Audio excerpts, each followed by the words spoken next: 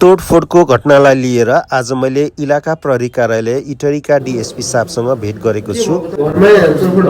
हजुर, मेरो घर सेकेन्ड घरमा मैले सही साहबलाई पनि लगिसकेँ, वडाध्यक्षलाई पनि लगिसकेँ। मेरो भनाइ चाहिँ के हो भने यो अराजकता, यो उद्दण्डता चाहिँ अब फेरि पर्सनल वा कुनै इस्युमा अब चाहिँ हुनु हुँदैन। म त 50,000 जति मेरो क्षति भएको छ, म रिकभरी गरेको हो नि। त्यहाँ त्यही त म तरा उत्सवको कार्यक्रममा व्यस्त थिएँ। फोन आएपछि मेरो तरा उत्सवमा त्योभन्दा बढी लगानीको मूर्तिहरू छ सर, अब त्यतातिर लाग्नु साथ मेरो यता ठुलो अर्को होला भन्ने डर। त्यसपछि मेरो 17 गतेको कार्यक्रम सकिसकेपछि मैले सही साहबलाई लगेँ, वडाध्यक्षलाई लगेँ। अब मेरो भनाइ चाहिँ के भने राज्यले त्यो दोषीलाई पत्ता लगाउनु पर्यो। यदि पत्ता लगाउनु सकेन भने राज्यले त्यहाँ मेरो क्षतिपूर्ति दिनु पर्यो। तर त्यो क्षतिपूर्ति मलाई होइन, सीसीटीभी हालेर त्यो गाउँमा सीसीटीभी नभएकोले त्यो पत्ता लागेन। 2 जना भाइहरू छ भन्ने कुरा आयो। छिमेकलाई सोध्यौँ, बच्चाले भन्यो, बच्चाले त्यो हुँदै होइन। यदि बच्चाले हो भने म माफी दिन्छु, किन भगवानहरू हो तिनीहरू। तर 2 जना भाइहरू छ भन्यो। त्यहाँ एकदम उद्दण्डता मचियो। त्यहाँ तपाईँलाई जानकारी छ कि छैन, एकजना चौधरी भाइ अहिलेसम्म हराइरहेछ तर्रामा।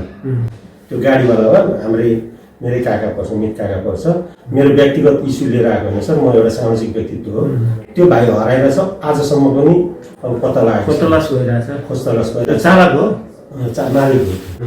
त्यो कमी कमजोरी उसको त होला, तर त्यहाँबाट हाम्रो छोराहरू, हाम्रो भाइहरू। मैले बुझेँ कि अब यसमा सुन्नु न, प्रहरी मात्रै होइन, किनभने हामी तपाईँको 2 लाख घाटीको जनसङ्ख्या, मैले अस्थायी बसोबासको कुरा गरिनँ, 160 जना प्रहरीले सबै ठाउँमा कम्प्लिटली हन्ड्रेड गर्न सकिन्छ भन्ने कुरो होइन।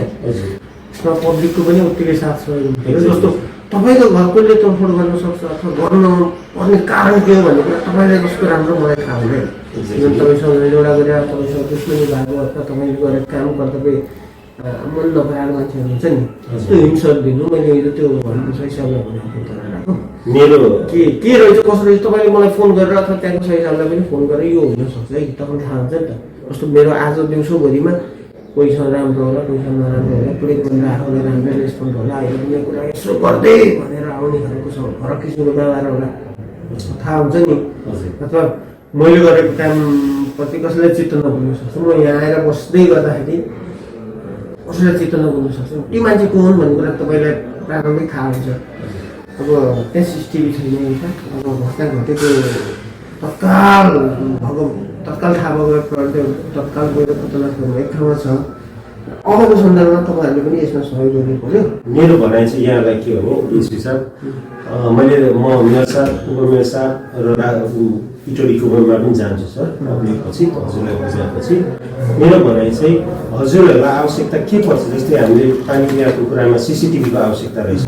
अब राज्यले त्यो गर्नु पर्यो। यो चाहिँ मैले प्रक्रियागत हजुरलाई म फोनबाट पनि भन्न जानकारी गराउन सक्थेँ।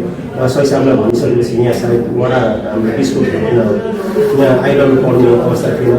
तर मैले राज्यलाई भनेर समन्वय गरेर तपाईँहरूले अब यहाँ मैले तपाईँलाई हुन्छ के रहेछ म अनुसन्धान गर्छु सर। मैले त्यहाँ हजुरले अलिकति गम्भीर भएर हेर्नु होला, म चाहिँ अभियन्ता पनि हो। यदि यो दोषी पत्ता लगाउन सकेन राज्यले भने म आमरण अनसनसम्म बसेर आन्दोलन गर्छु भनेर मैले त्यहाँ भनेको छु सर। तपाईँको नम्बर व्यक्तिगत? हजुर, तपाईँसँग अपेक्षा गरेको छु सर।